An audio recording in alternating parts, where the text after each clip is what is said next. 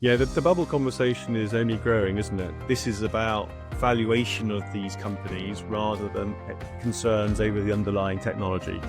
The enterprise side of AI tech is mature by no means, but are we getting more and more mature by the day? And I think the professional services sector in particular is very interesting in an AI context because I think they benefit more than most from the benefits of knowledge management with AI and how you can really surface your corporate capabilities, methodologies, techniques in a far more effective way than ever possible before. AI is really not the end game, is it? It's autonomy. Organizations want to get to autonomy. And how do they get to autonomy? In what stages do they get there? That is the real thing. Welcome to No Effing Idea, the podcast where two battle-tested insiders cut through the noise about enterprise AI.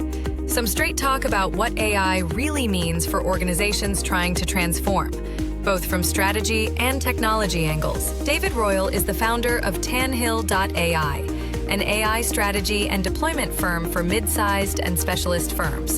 And prior to that, led many enterprises transform at EY, Capgemini, and Grant Thornton.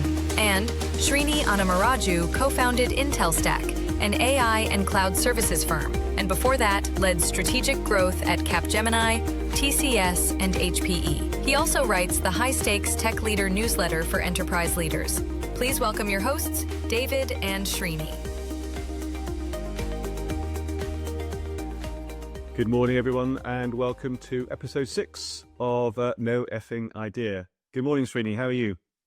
Very well, David. Very well. How are you? Yep, tip top. Thank you very much. Raring to go for our 6th episode. Indeed, yes. 6th episode, and what we are on video this time, aren't we? So yes, let's try a new format, new modality. Yes, and it's cold here. I don't know. I'm sitting in a warm WeWork, but where you are, we were discussing it's a bit cold, right? It's freezing, absolutely freezing. Heavy frost this morning. Yeah, no, indeed. What's a conversation with between two British people without talking about weather? Absolutely. We'd be stuck without it, wouldn't we? Well, it's an interesting week as we are winding down to Christmas and the holiday period. Suddenly we are seeing a lot of conversation around the AI valuations, bubble, everything of that kind of sort. So, what are your personal experiences of seeing all this up and down suddenly? Today I see in BBC, today we are on 18th of November, and I see Sundar Pichai saying there is indeed a bit of irrationality in the whole valuations in the AI bubble and so on. And then I went and saw the stock market situation. They're all down 1.5%. So, weather and AI, I guess these are the two fantastic conversation starters. Yeah, the bubble conversation is only growing, isn't it? And certainly is causing quite a lot of disquiet. I've got colleagues and friends very removed from the AI world who are quite worried about this and concerned. And I have to admit, my point back to them is repeatedly, this is about valuation of these companies rather than concerns over the underlying technology. When yes, there are hallucination challenges, and we all know the governance issues, which we'll be talking about some more today. But that is not what's driving that fear of a bubble bursting. Yeah. It's the financial modeling that goes behind it and the circular investing and the like. Yes, I think that's a very clear distinction and one to make, because there is one thing about a share valuation, stock valuation, and the other, the core goodness of the technology. And by no means the enterprise side of AI tech is mature, by no means, of course not. But, are we getting more and more mature by the day? Yes. And, it's a longish journey as far as the enterprise side of AI is concerned, and we are getting there. And good that you make that distinction. And one of the ways of really entrenching that distinction is to really look at the whole AI rollouts within enterprise from a governance point of view, from a board downwards point of view, while the groundswell, of course, the ground up adoption happens. I would think that's key. Agreed. I mean, the unfortunate aspect of that is that the news coverage of the bubble creates anxiety and uncertainty about the underlying technology, which is unhelpful. But anyway, I'm sure we'll navigate that and we'll get through it. Yes. And the way I look at it is the technology is moving forward, the distinct players in the industry. I was just looking at this news item that AWS has come out with its own professional services offering. That's interesting. They were doing this earlier, but now they've come up with this, and they're using the agentic side of professional services more than the human side of professional services, which kind of aligns with what they usually do. So, that kind of tells me that on one hand, there is the, investment, CapEx driven, circular investment kind of thing going on. But on the other hand, the key players, hyperscalers, they're all actually getting their act together in terms of attacking the enterprise for value. I mean, I agree with you entirely, and I think the professional services sector in particular is very interesting in an AI context because I think they benefit more than most from the benefits of knowledge management with AI and how you can really surface your corporate capabilities, methodologies, techniques in a far more effective way than ever possible before. And I presume that's where the AWS professional services theme is going to be focusing its effort. Yes. And then there's this news a few months back, it was, I think, when OpenAI is talking about going after the enterprise AI market with its own forward deployed engineer model, the model that started with Palantir. And, when they talk about these, which is that the differential or the delta between the enterprise knowledge or experience of implementing AI versus the frontier model's experience of deploying AI, how do you kind of align these two? One way is, of course, to look at the forward deployed kind of a model that seems to have worked well. Some may argue that it is old wine in new bottle, but it is a terminology that is taking various hues, and we'll see how that evolves. But yes, I think these are the things I feel that tell me it is not really a bubble from a fundamentals point of view. No, it is right. more about valuation. Yeah. We should have brought the forward deployment engineer into our previous episode on the new roles and jobs from the AI economy. Yes. Now, hopefully at some point we'll talk about the AI evaluations field. And my thinking is that is a field which will lend itself very well to the forward deployed model, forward deployed eval engineers, forward deployed deployment strategists. So I think I'll save that for another conversation. But the FD concept has well and truly moved away from the armed forces and has gone into IT in some way. Yes, and I know you're looking into the eval side, so we could talk the topic for a future episode. Yeah. Very good. Go on, after you, sorry. Yeah. So I think what I wanted to really do was to kind of put you in the spotlight a little bit, David, and get our listeners to understand your perspective on how the boardrooms are beginning to see their role in AI deployments, and maybe feel free to broaden and widen the perspective, not just to AI but to broadly to technology in general as well. And I went through one of the papers that you wrote and published also on LinkedIn, and you talked about the governance structure, the kind of things to watch for, mistakes to avoid, those kind of things that you said, but you kept it at 30,000 feet level, which is the right level for the board. So I wanted to, just get you to explain this for our listeners as well as for myself in terms of how this whole thing works and, really make it practical. So I've got a few pointers to ask you, but maybe I can start by asking you to maybe give a 2-minute summary of that for people who have not seen that white paper of yours. Certainly. I mean, it came on the back of a number of conversations with board members of smaller organizations predominantly.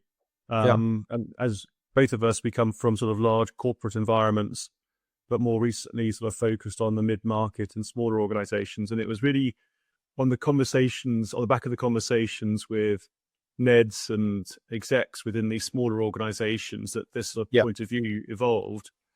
And it's really focused on those organizations where potentially they've taken quite a risk-adverse approach to AI and actually have been quite adverse to embracing it, probably from a perspective of risk and lack of expertise. And then talking to them about actually the implication of actually not defining an AI strategy is almost as dangerous as the actual embracing it and being a thought leader in AI, primarily because everyone is using AI, or staff are using AI. And if you're not providing them with the right direction, training, solutions, then actually you're exposing yourself to this concept of shadow AI risk, which is really quite significant. So for an organization that's tried to be risk adverse, it's actually opening itself up to significant risk. No, it's true. And, shadow AI is not something new. No. Shadow tech has been there in organizations. I've started my consulting career way back, I think in 95 or something. And we've always seen those rogue little software apps working in the background. Shadow AI is now the key word everywhere. But when you walk into a boardroom and you have noticed already that they've got shadow AI everywhere, what are you actually diagnosing about their organization? Is it a good thing? Is it a bad thing? Maybe it's a good thing because a lot of people are using shadow AI. They're very entrepreneurial in that sense. Or maybe it's just kind of keeping the whole organization hostage in terms of where it can go, the weaknesses, vulnerabilities, etc. What does it tell you about the organization? Yeah. Shadow AI, I don't think is so much about the technology. It's more of a symptom. And it's really when there's a disconnect between how the organization actually works and how leadership thinks it works. So, and I think that sort of manifests itself under sort of a number of different contexts. Firstly, your staff are under pressure and they're using tools to help them keep up. Second, the organization has not given people a safe, sanctioned way to use AI productively. And third, the board is assuming that an absence of a policy equals an absence of activity. And I think that's the issue where these things are all happening, but they haven't provided the governance to manage it. I would agree. And, it's probably not a tooling problem, isn't it? It's more of an experience gap. If the organization doesn't provide them with the kind of experience that they're getting elsewhere. If ChatGPT in the browser or Perplexity or Comet in the browser is actually giving them better value from the internal systems, then true. And let's be briefly honest, your typical non-executive director isn't your most technically advanced individual and probably isn't a proactive user of AI. But rest assured that their bright young things who they've employed to do fantastic jobs are very much embracing it. And therefore, there's that disconnect. Yeah. I would assume that even a non-techie NED might want to look at a 50-page governance document that he's supposed to read or she's supposed to read and chuck that into ChatGPT and say, give me a summary of this. I can't be bothered to read all this 50 pages. So that's probably the easy use case that they may already find. Yeah. Yes. Yeah. So, the other point I was noting down when you're speaking was, is it kind of a shadow AI? If it is there, does it not mean that you're already an AI company without realizing that you're an AI company? Yeah, I think that's exactly right. You're probably an out of control AI company. Would be my statement. But rest assured, AI is being used, but probably not in a very appropriate way. I mean, there's a number of risks associated with this. So I mean, there's sort of the danger of hallucinations and people not understanding what's coming out and validating the information they're receiving. But the more sort of significant ones probably is around sort of the risk to your corporate intellectual property and GDPR constraints and sort of the danger of a member of staff putting sensitive client information into a public LLM with very good intent to analyze information to do their job, but without realizing it has actually exposed that information into a publicly available construct. So it's quite real risks and real considerations. And I think a GDPR fine is 6 or 7% of revenue, isn't it? So I mean, that's a pretty large fine if you're identified after having done something wrong there. Yeah, I would say there's a parallel between sort of AI literacy that organizations should go after, shadow or otherwise, and it's kind of parallel with something we have seen in cybersecurity. We all remember that when we join a firm or when we every 6 months we are asked to go through a questionnaire on cybersecurity just to distinguish things on what is phishing versus what is vulnerability, and should you do this, should you not do this, should you leave an important document on the table when you leave for home, those things. So probably at different levels of the organization, shadow or not, AI can actually cause some of those risks manifest themselves. So I think it's important to have a tailored kind of structure to communicating this, because somebody might think that this is not really important. If I give an Excel sheet or CSV file to AI chatbot and expect some cleaning up of the data to happen, they may not think it is a big deal. But to your point, you're right. I mean, it can be a risk injection. And also, I don't want to position this just as a sort of a policing exercise. I think this is about a deliberate AI strategy required to provide that direction and shape to how an organization embraces AI. It's not about just setting up a governance body or writing a policy. It's about actually providing the leadership on how an organization should be using AI. And that provides the frame of reference for your people to actually understand how to use it appropriately. Yeah. But in your work with various organizations, do you see kind of a spectrum of board types of boards, if you will, without really looking at it negatively? But on one end, you have the less mature ones. On the other hand, you have very mature ones. Do they progress left to right always? Do they come back sometimes one step backwards? What have you seen there? Well, I mean, there's huge disparity, I think, in terms of where boards are at on their AI journey. Yeah. I mean, we've both grown up in big financial services organizations and big technology firms, and they're pretty mature on their AI journeys. I mean, they've got their challenges, but they've been working on this stuff for 10, 15, 20 years, if you're going back to the machine learning and how that's been utilized. Whereas I think I'm stereotyping, but the smaller organizations, the smaller non-financial services organizations tend to be much earlier in that journey. And that's certainly an area of consideration. And clearly there's a whole spectrum within each of those. And you have very advanced smaller organizations and you have very laggard big organizations. But to stereotype, that would be the distinction. But I think basically it's about any organization, if they can actually articulate, point to, and embrace their AI journey, then they can manage this effectively. Yeah. The spectrum can be different. I don't think there's any board today, especially if we look at the small and the medium cap kind of companies. There's the comparison with a very large firm is not fair. So if you see the smaller firms, perhaps they're all on a 5-point scale, maybe they're all at level 2 or level 3 at best, and they're making efforts. And, sometimes I think, what is it that I want to hear inside a board from a chair or from another board member or the whole board itself? That'll tell me these guys get AI. Are they asking the right question? What is it? The question to you is, going from shadow AI, etc., fine, but looking in a forward-looking kind of manner, what is it that you look out for in a board that tells you these guys get it? These guys understand how to look at AI. Yeah, so I think it goes from a shift from risk aversion to to risk management. So going from should we do this to how fast can we do this in a controlled way?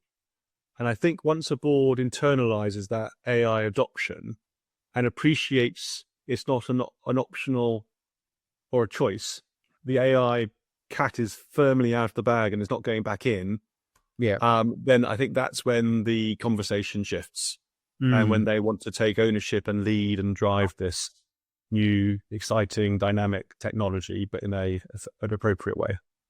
Yeah. I think risk aversion to risk management, that is key. And the word transformation, we are both consultants, ex-consultants maybe. We have used that word to our benefit and to our peril sometimes. I dread to use the word transformation and AI together, but are you seeing boards kind of thinking in terms of 10-year horizons, or are you thinking in terms of what is it they're thinking of? What is the time horizon, planning horizon, if you will? Where are they kind of, where's the head in the horizon terms? So I've got two perspectives on this. I think there is the proliferation of application of AI in an organization or at a personal level, and sort of the use case terminology of how you could use AI to do X, Y, or Z. And that's really exciting, and people explore, they're looking for great tools and new ways of applying this technology in different ways. And that's very impactful. But there's also the top-down and, as it were, transformational aspect of this in terms of how do you create the right organizational setup to accommodate this new way of working. And I think you can get started on your AI use cases and go after one or two particular ideas to great effect. But at a point in time, you'll find that you haven't got the right technology infrastructure, you haven't got the right data architecture, you haven't got the right organizational capability, you haven't got the right culture for actually utilizing AI. And that's when that top-down perspective is so important, with the clarity of vision and strategy and operating model that actually defines how AI can operate in an organization. I think the challenge is how you get the top down and the bottom up to meet in the middle, and provide that further environment to be successful. But the other aspect I wanted to talk about was on the sort of the governance side, and I want to separate the two. So I think there's the strategy in being proactive and defining the future, which is critical. But there's a more immediate aspect around governance, particularly in the context of shadow AI, when you might have things happening beyond your control. And I talk about a 90-day playbook around actually working out where AI is currently being used in your organization. So an inventory of AI application, which could range from big tech to individual apps at a personal level, just to find out what's going on. Then you need to validate whether that AI is being used appropriately and managed, and where it's not, making the necessary adjustments required. And then the third stage of this is providing the ongoing governance to keep that control and oversight of the AI agenda. Yeah, you talked about the alignment. You definitely don't want to create two tunnels, having the top down and the bottom up meet at different places, and that's the last thing you want. But this question came up last week when I was talking to someone. They said, I want to be ambitious about AI, but I also want to be realistic about what my organization can do, because everyone rightly feels that their organization is very unique and their people are unique, their culture is unique, their stance to the market is unique, et cetera, et cetera. And so if they would look at a 12-month kind of horizon, which is kind of the luxury that probably private companies have, not public companies, what is the marriage of realistic versus ambition? What will the board chair think as a good outcome at the end of 12 months if they've achieved ABC from doing AI, for lack of any better word? Well, I mean, I think it's good people are thinking on a realistic level, because in 12 months you are not going from a standing start. you are not going to be an AI first organization in 12 months. However, Correct. I think you could be a AI literate organization, an AI safe organization, and an AI enabled organization. So, I mean, I talk about identifying individual AI use cases and typically going for those high value, lower complexity areas to apply AI. And I would be challenging them to identify a high value use case in every function within the business over a 12 to 18 month period, so that it's giving good exposure and visibility to your people, and they can see AI being deployed. They're learning to understand how to use it, and that provides that foundation of how you can develop and evolve. And with those foundations, you're going to be doing a lot better than many organizations, but also you're defining how you can actually become something differentiated, a top performing organization on the back of it. Yeah, what you're saying essentially is this is a marathon. This is not a 100-meter sprint. This is definitely a long haul.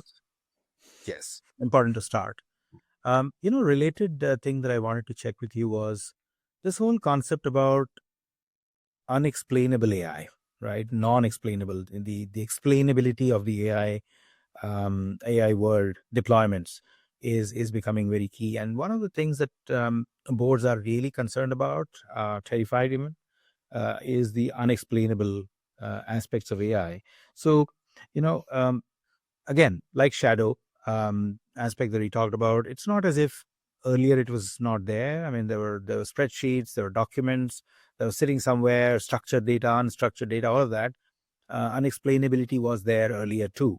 But then that was a deterministic world. And now that we've gotten into the non-deterministic world, I always trip on that. I think something has changed with the explainability aspect. And what's your view? Because your paper does talk about that in some detail. Yeah, I mean, explainability is an odd phenomenon, isn't it? Because people have got very exercised about it.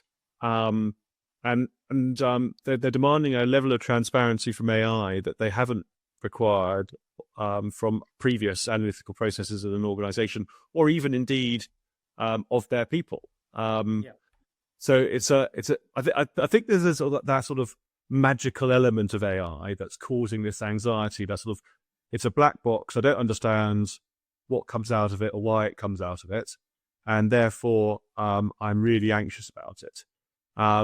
And the reality is that if you can articulate what it's supposed to do, you understand, and you can define the boundaries that it operate within, and you know what to do if something goes wrong, then you've got a situation which you can manage. And frankly, it's no different from having a member of staff who is prone to new ideas or is a go-getter doing things. And that's not very explainable either. But yet we're quite comfortable with that as a concept, whereas AI, not so much. So I think we're putting a very different standard on AI. But again, if you've got the right framework and understanding of the input, the process, and the output, then I think you could be in a good place. It's very true, very true. And, it all boils down to the first step that they need to take, the boards, which is around literacy. Board literacy is very, very important. I think listening is good. Active listening is better. But, how do you actually get into active ownership of AI? That's the notes I was making. How do you actually get into saying, okay, the board owns this, gets it, of course, actively listens to it, but we also own it, and we know how to govern it. We know how to supervise it, oversight it. Absolutely. And it does start with literacy, doesn't it? And we're doing more and more work in this space about educating and training boards in terms of what are the fundamentals of AI, how does it work, what's it based on, what are the key considerations. And then once you've got that general literacy about it, then you can then move from a passive listening to active ownership, because it's very hard to govern and lead something you don't understand. And there's all sorts of stories out there of leaders standing up on stage making sweeping statements about what they're doing with AI, clearly without the first clue about what they're talking about. And that's a very dangerous place to be as a leader. And it needs to be, you need to understand it first, be able to lead it effectively. And I think that's a fundamental responsibility of boards to get to that point. Yeah. I think that there are comfortable truths and there are uncomfortable truths as far as AI within an enterprise is concerned. And if you or I have to give boards one uncomfortable AI truth, one uncomfortable truth about AI deployments, one that will actually stir them out of complacency or we've got time, we'll do this in due course. What is that uncomfortable truth? I've got mine, but I want to wait to see yours because you're doing more work in this area. I'll come at it from a technology perspective as well. But what do you think is the kind of one uncomfortable truth that will say, my God, I should have done this yesterday? Well, we probably have different opinions on this. It'd be good to explore. But my belief is that the biggest uncomfortable truth facing an organization today is the risk is not coming from the models and the technology, but they're coming from the people. So it's coming from non-malicious, well-intended people who are busy and are overstretched, and they're using whatever means they can to keep up, to try and process their jobs and deliver their requirements as quickly as possible. But without realizing they're putting their organization at significant risk by not using the right tools in the right way, without understanding the implications of what they're doing. Yeah. I have revised my opinion a little bit on this. Earlier, I used to think that hallucinations is a big deal. That's big, thing the headline, isn't it? Wake up about the headlines. But, when I think about it, AI itself won't kill your business, right? It is your inability to trust what AI will do. You got to trust it. And the way you have to trust that it'll do things the right way is to do all the usual things like guardrails and everything else. But you got to ensure that the institutional drift doesn't happen. The organization itself doesn't drift because of that. So it's much more than just a model hallucinating, as you rightly say. So it's the broader aspect. Yeah. True. And I've always been very probably outspoken on the need for business to lead the AI agenda. And that's quite a challenge because the people who are comfortable with it typically are on the technology side of the house. But the ramifications and implications of AI are strategic business items that need to be managed from the boardroom table with representation across the different parts of the business, including technology. And I'm sure the technology team is going to be the primary delivery vehicle for how they use AI, but it's a leadership agenda item. It's probably the top leadership agenda item that they'll be embracing. Yeah. Well, AI is really not the end game, is it? It's autonomy. Organizations want to get to autonomy. And how do they get to autonomy? In what stages do they get there? That is the real thing. So I think, well said. Yeah. I think we'll reference your white paper in the show notes. And hopefully that opens a few eyes and gets you a lot of questions. As a fantastic conversation. Anything else you'd like to add, David, on this subject? No, I think that's great. I'm delighted to carry on the conversation where people would like. But looking forward to our next episode. Is evals the topic of the day, do you think? Yes, my God, I've been thinking about evals for so long, for last at least 2 months. Do you want to explain what evals are? Just explain what evals are for our audience. So eval says, let's put it this way. The answers that you get when you ask a question in ChatGPT that has been evaluated by a bunch of people at a system level, at the answer level, and various other levels, right? Security. If you ask a question as to how I can make a bomb, it won't get answered, hopefully, right? So I think that's been evaled. But when it comes from a consumer context and a model context down to an enterprise context, how does AI eval work? Exactly the things that we talked about last half an hour. How does an organization evaluate, or eval for short, the tools, the models, the people, the systems of record that are working together. It's never one in isolation. So how do you eval AI when it comes in and starts to steer, these various horses in the direction it should be going? And that is the art of the eval. Look forward to talking about it, David. Hopefully you'll have some tough questions for me, which I'll struggle to answer. But, I've thought a lot about this. My direction at this point is to think in terms of 4 roles that organizations have already, and then tune them up to be able to guard against AI evals being very weak. And we'll talk about it more, but that's it's one of the short. fastest growing areas across the piece in terms of the job market, but certainly in the AI world, is how you actually provide the discipline and the methodology of evaluating the right outcomes from your tools. So it's a critical aspect, and I look forward to talking to you about it. Yes. And certain aspects of it are definitely board level conversation as well on evals, right? So I think when regulators will ask questions about how have you evaluated your AI, regulators will penalize the boards if they've not thought about it. So it straddles the whole bandwidth.